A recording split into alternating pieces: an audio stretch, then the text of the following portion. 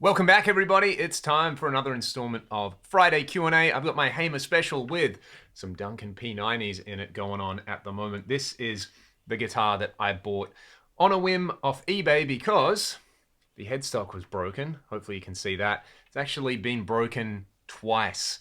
Before I got it, when I bought it, the headstock had been repaired, and then I left it in a case, knocked the case over, and broke the headstock again. So, yeah. This guitar's had a pretty rough little life, but it sounds immense. And especially on this neck pickup, if you're kind of into riffing with it, it is really, really fun. So I'll play it a little bit during the...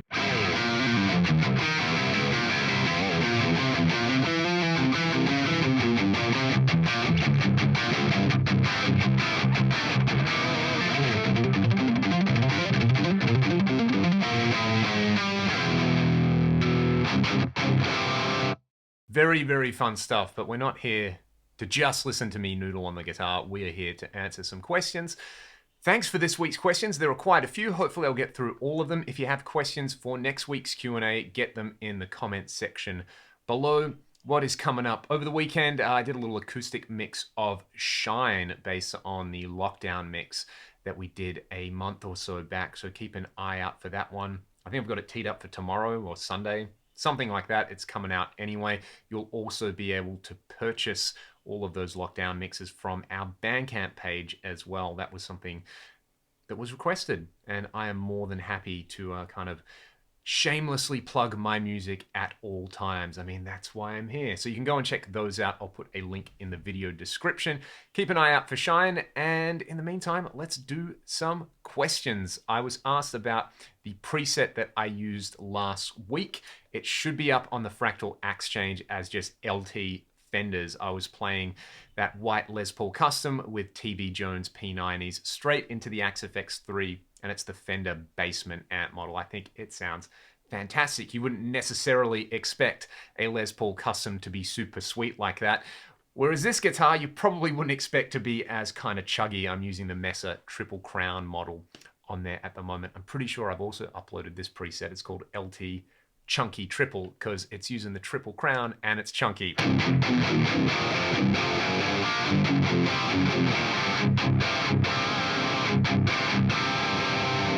All right, we're on to Q&A 81 at the moment. Am I going to do something special for Q&A 100?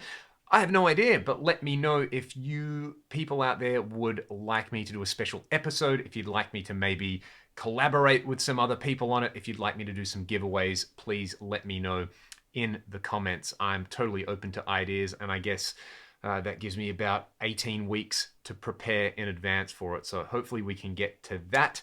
The other little thing, I'll put this right at the end of the video, but a shout out to Todd's Tropicals. I really enjoy his YouTube channel, which is all about plants, and he always drops in on the comment section here. Todd asked about some of the kind of native flora and fauna we have kicking around in this part of the world. So I went for a nice long walk and took my camera and filmed some stuff. So if you stick around till the end of the video, you can see some green things that grow around here. And that is for Todd. I hope you're doing well. Todd, all right, let's start, rather than start with gear questions, because there are plenty of those, let's start with the music-related questions. The first one, can I or would I consider doing a 5 Killer Riffs Airborne episode? I would consider that if people want to hear that. Airborne have lots and lots of great riffs, and even though just about every single thing they do was done by AC/DC and Motorhead, that doesn't necessarily mean it's a bad thing. I mean, pretty much every single thing I ever do on the guitar was done by Ty Tabor and Jerry Cantrell first. So, you know, who am I to complain? But if you'd like to see that, let me know. I'm sure I would get far fewer copyright strikes on that video than if I did an AC/DC 5 killer riffs video anyway. So if you're an Airborne fan and you want me to do some Airborne riffage, let me know. This is a great question. Am I a fan of the film music of Nick Cave and Warren Ellis? I am kind of a little bit ashamed to admit that I hadn't checked any of it out until this week. And I did, and I kind of forgot that Nick produced the film The Proposition, and the music from that is just stunning, and I've since been on a little bit of a binge. So if you're into just kind of haunting and beautiful film music, go and check out some of the music of Nick Cave and Warren Ellis. Nick Cave is this like giant of music in Australia, and I have not really given him the time up to now. Although I will admit to seeing a Nick Cave and the Bad Seeds thing on the TV 15 years ago, and he was playing a theremin and kind of going crazy. And that was the first time I had ever realized what a theremin was. So anytime I see a theremin or hear a theremin, I actually kind of think of Nick Cave and not Doctor Who or Jimmy Page on the Madison Square Garden DVD. So there's that. But yeah, I've been getting into it. So thank you for that suggestion. I'm really, really, really digging that. I'm going to listen to a whole bunch more. So should you wonderful people out there. All right, what song or riff do I wish I wrote? This is there's lots, and part of the I'll answer this in two ways for two different reasons. One is just purely like a riff that I love and enjoy, and I like it so much that I wish I wrote it. And I would probably have to say Stargazer by Rainbow, just because the first time I heard that, it was the most epic thing I'd ever heard in my life. It out-epicked Kashmir, which would probably be my very close second in that regard. Yeah, just colossal stuff from Richie and Ronnie James Dio and Cozy Powell and the rest of the band. On that one, my kind of like pragmatic choice based on the fact that just people love it so much is anytime we go out and do a cover show and we play Sweet Child of Mine, the audience just loses their collective mind. So, I mean, that's a pretty vanilla choice, right? But it is so recognizable and people just absolutely love that riff. And, you know, part of me just thinks, how good would it be to have written that riff? So Slash, I know you've written a lot of great riffs, but that one just makes people here anyway just kind of lose their stuff. You know, as soon as you just kind of do a bit of this, you go, and you just hear people go, yeah. So that would be my like pragmatic choice. But realistically, it's Stargazer. All right, there's one other question on this list. What would I recommend for anybody who wants to learn some percussive and slap guitar stuff? I did a little bit of really bad slap stuff on my acoustic on last week's video, and I would highly recommend Jack Gardner. If you don't already subscribe to his YouTube channel, do it. Phenomenal player, great teacher, seems like a genuinely good bloke as well. He put up a lesson last week about Guthrie Govan style slap guitar, and I've been trying to work my way through that, you know. Doing some of that stuff and having some fun riffing out with it. Look, I've already embarrassed myself by doing a little bit. I'll play around with it a little bit, but definitely go and check out Jack's video. And I've been having some fun with that, trying to just apply it to drop C stuff. This guitar's not really set up for it, but whatever.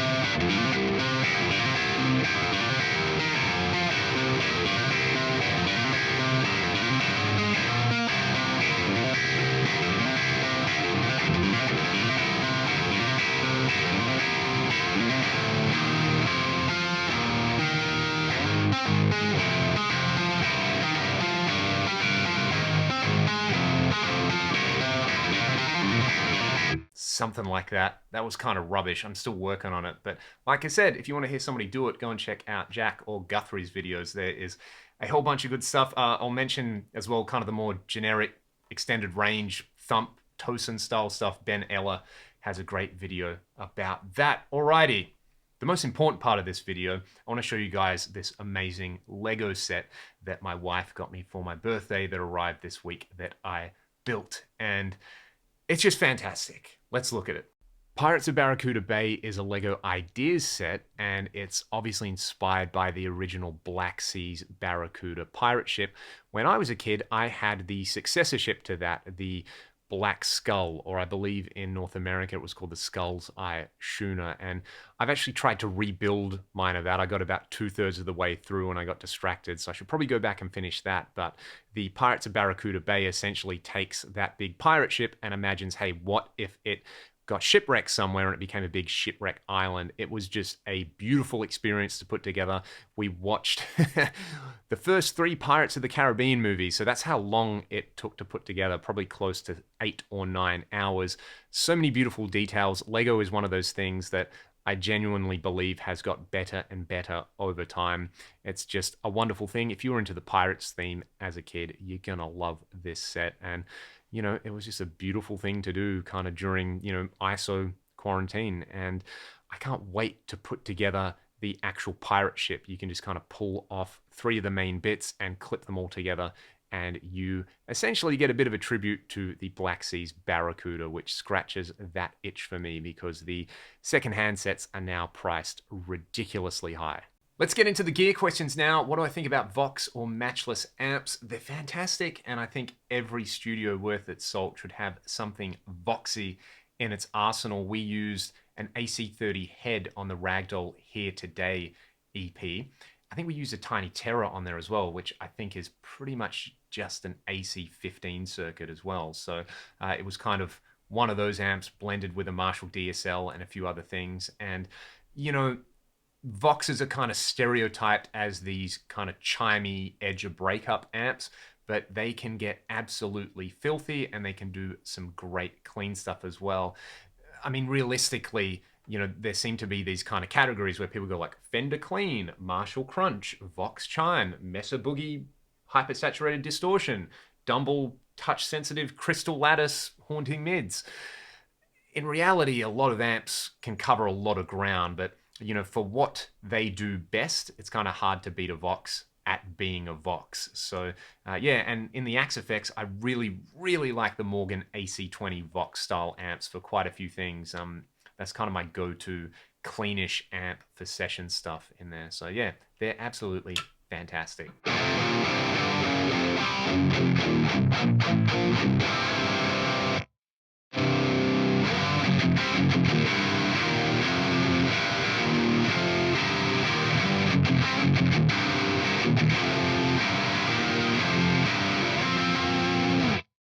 Oh, this neck pickup sounds righteous. This is awesome. Fractal FC6 controller. Do I have one? Do I like it? I do have an FC6. I really, really like it with the Axe FX3. I've played around with it on the so-called OMG 9 layouts with the FM3, but I haven't actually gigged that configuration just yet. If you want to go and check out my video on the FC6 and kind of setting it up and getting the most out of it, I have a standalone video for that on my channel. Likewise, I have a video on how to put it together with the FM3. Like I said, the FM3 kind of does everything that I want with 3 foot switches, but it's pretty epic when you add in that OMG 9 layout. So you can kind of use the FM3 switches to say, hey, give me the scenes layout, give me, well, you can kind of do whatever, but I think it's like scenes, looper, and effects, and then they just kind of show up as you want them on the FC6. That is a really, really nice setup.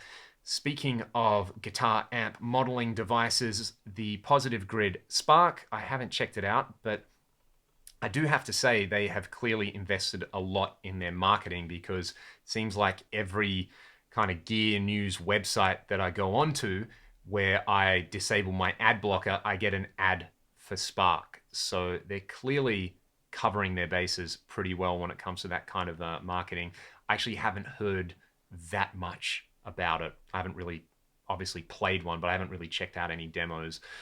But it looks kind of cool. If it does what it says on the tin and it's priced well, then, it looks like a pretty fun little product out there. But without trying one firsthand and seeing if it's great or garbage, maybe that would be a good one for a standalone great or garbage video, checking out Spark, just because there's so many videos out there with it. So yeah, I'll leave it at that with Spark. In-ear monitors. What are some good budget options? The only kind of budget option that I've tried are the X5 or XVive, however you say it. I like to think XVive, but it's probably X5. you can check out that video on my channel. Really handy little unit. The only downside with that one is that it only runs in mono. The plus side is that it's just so easy to set up and use, and you don't need a rack or anything like that. So I'll point you towards that video. Speaking of using in-ears live, do I also use a monitor live? This is a good question.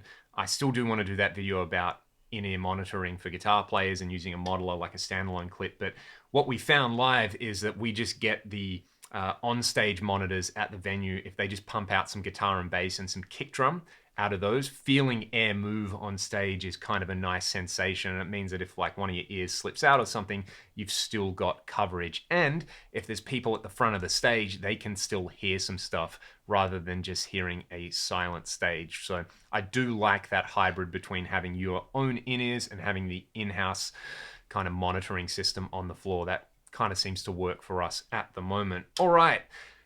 The video I did last week with the white Les Paul Custom, the pots, are they 500K pots? Because I did replace the stock humbuckers with TB Jones P90s.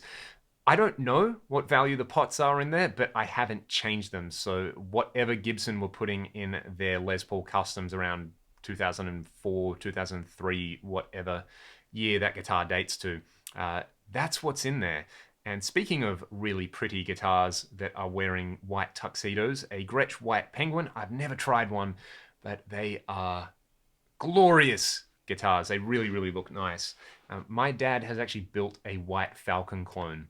And if you'd like me, if you'd like me to do a video with that, it's just about finished. It's pretty epic. It's one of his dream guitars, and he's spent a couple of years putting it all together, and it looks pretty amazing. I really should do a video with that when it's finished, as a little teaser for you all out there.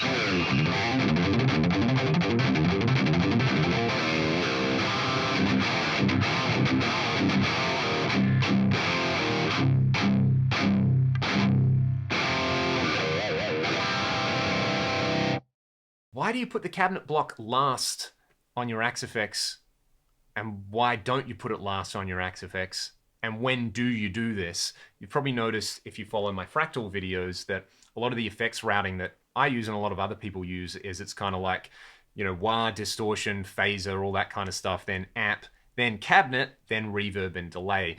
And the reason I do that is because it is way easier to maintain the stereo image if you want to use stereo delays and reverbs. That means you can use a mono cabinet and then run them into the stereo time-based effects. If you put the cabinet last and your cabinet's mono, it's going to sum all of those stereo effects into mono. Or you have to use a stereo cabinet block, which takes up more CPU. So that's the reason I use it. It kind of mirrors a classic studio setup. You know, you mic up your guitar amp dry, and then you put all your kind of nice plugins or outboard gear on that in the mix. So that's why you would do that. The Poly Digit, can it replace an Eventide H9 or a couple of H9s? And which one would you choose? Honestly, I think those two units, while they cover so much ground, they're just totally different beasts. And I don't feel right saying you should get one or you shouldn't get one. It's probably a good topic for a standalone video. So that's something I should probably work on over the weekend. They're both amazing units. I love both of them, but I think they are kind of geared towards different types of players, even though they cover really similar ground. All right, let's... Oh, we're almost at the end of these kind of questions. Maybe I should play some more riffs.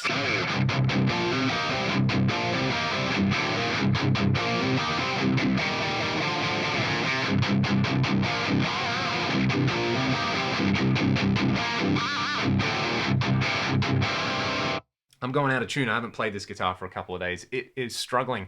The Cherrytone Son of Yeti or the Molecular, I actually haven't put them side by side because I sold my Son of Yeti to a friend of mine. I should probably borrow it back and do a video side by side with those amps. But when I ordered the Molecular, I initially messaged Nick from Cherrytone. I said, hey, I love the Cameron Atomica amp model in the Axe-Fx. Could you build me a real world Atomica just to have? And he said, it's actually a very, very similar circuit to the Yeti. Couple of little tweaks. We ended up adding a girth control so that we can have some extra negative feedback control in there. But otherwise, apparently it's, you know, it's a modified JCM 800. It's already pretty close to the Yeti. The Son of Yeti obviously uses a very different power section, so that is going to be a factor in there. But I don't know, if you're on the fence between them, why don't you message Nick and say, hey Nick, can you build me a Son of Molecular? He would probably do it because Nick is an absolute champion. So, and he gets back to emails very, very quickly. Amazing customer service from that guy. So yeah, I should probably do that video at some point, but Nick is realistically the best person to ask because he gets back to everybody and he's the one who makes the apps. All right, let's finish up with one last question. Then the little montage of plants as requested by Todd's Tropicals is coming up. How do you stop tweaking stuff on something like an Axifex or a Helix or a Kemper? My best advice is just roll your chair back. So then you can't reach stuff, and then use your guitar and play it like an amp. Play some glorious music on it.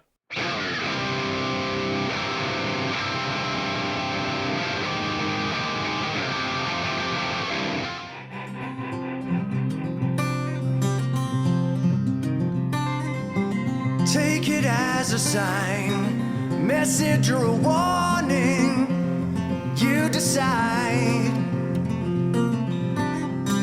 Like the broken path buried deep between us. After all, the night draws in. Weathered by the storm, shattered into pieces, you and I, in revelry and isolation. Much too far to fall, there's no way home. The night draws in. The night draws in. We are waiting for the sun to shine. Shed my skin, lift the darkness from my eyes. No